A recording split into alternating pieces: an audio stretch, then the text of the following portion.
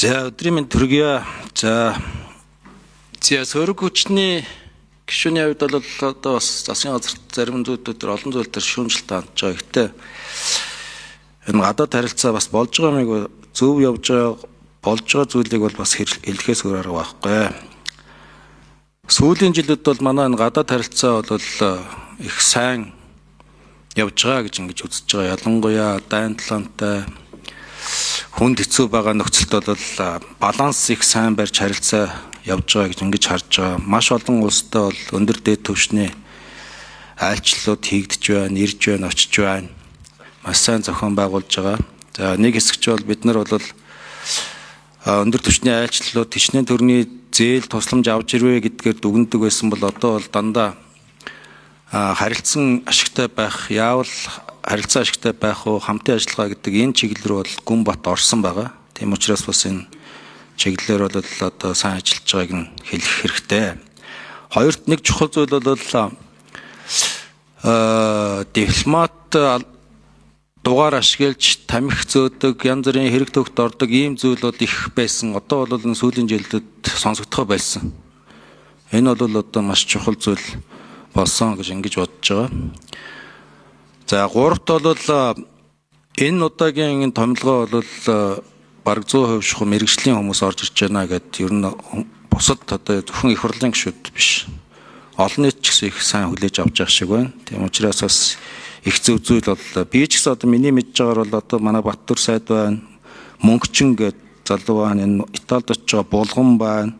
За Мөнх оргил сайд Бачааргал гэдэг миний мэддэг дандаа л одоо мэрэгжлийн гадаад яамны л улсууд байгаа харагдаж байна.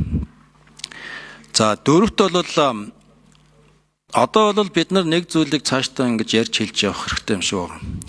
Дандаа л нэг визээс чөлөөлөх гэдэг ийм л зүйл яриад нэг сайн хүн очиж яриад визээс чөлөөлчдөг юм шиг. Одоо манай засгийн газрын зарим гишүүд бол ялангуяа Солонгосын визийг зохицуулж जैन, шийдэх гэж जैन, шахаж जैन гэдэг ингэ яриад. Ер нь юу юм бэлээ шүү. Хүн очиж ярихаас илүү бидний өөрснөө дотоодын нэгтгэгдэх хэд болгосноос шалтгааллах юм бэл. Автоматар. Солонгосын бас нэг хүнтэй уулзаад асуужсэн Казахстаныг яагаад визгүй болгоцсон юм бэ гэд.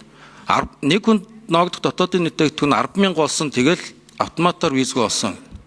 Тийм учраас манай элчин сайд нар ч гэсэн тэр дотроо гадна бүгдээрээ яаж дотоодын нэгтгэгдэх нь өсөхгүй л гэдгээл ярьж явах хэрэгтэй. Ийм л цаг хугацаа болчиход байгаа. Тэрнээс одоо ингээд сайн элчин сайд очиод визгүй болгох юм бол тийм бол байхгүй бахаа. За тэгээд одоо бидний анхаарах нэг чухал зүйл бол Эрдэнэ бүрэн гишүүнд 1 минут нэмж өгье. Маш олон газараас ингээд зээл авцсан. Зээлийн хэрэгжилтүүд бол муу байгаа. Хий баахан хүү төлдөг ийм нөхцөлтэй явж байгаа шүү. Тэгэд энэ очиж байгаа орнуудаас холбоотой санхүүгийн байгууллагуудаас янз бүрийн зээл авсан. Тэрний хэрэгжилтийг бол их анхаарч ажиллах хэрэгтэй байхаа гэж ингэж бодож байна. За 5-д бол бид нар бол одоо хөрөнгө оруулалт байхгүй. Хөрөнгө оруулалт ерөөсөө одоо ингээд эх онд бол энэ Францын ураны юунаас өөр юм байхгүй ингээд явж байгаа. Нэг их олон зээлтэй зээлээ хэрэгжүүлж чаддгүй. Тийм учраас одоо нөгөө бидний дотоодын нэгтгэгдэх өсгөх юм чинь ерөөсөө хөрөнгө оруулалтын дээр л тогтох гэж байгаа. Явж байгаа. Одоо бол биднэрт бол гадаад ямар нэгэн улстай засаглалын асуудлаар ч юм уу, шашны асуудлаар ч юм уу болохгүй бүтггүй байгаа нэг ч улс байхгүй.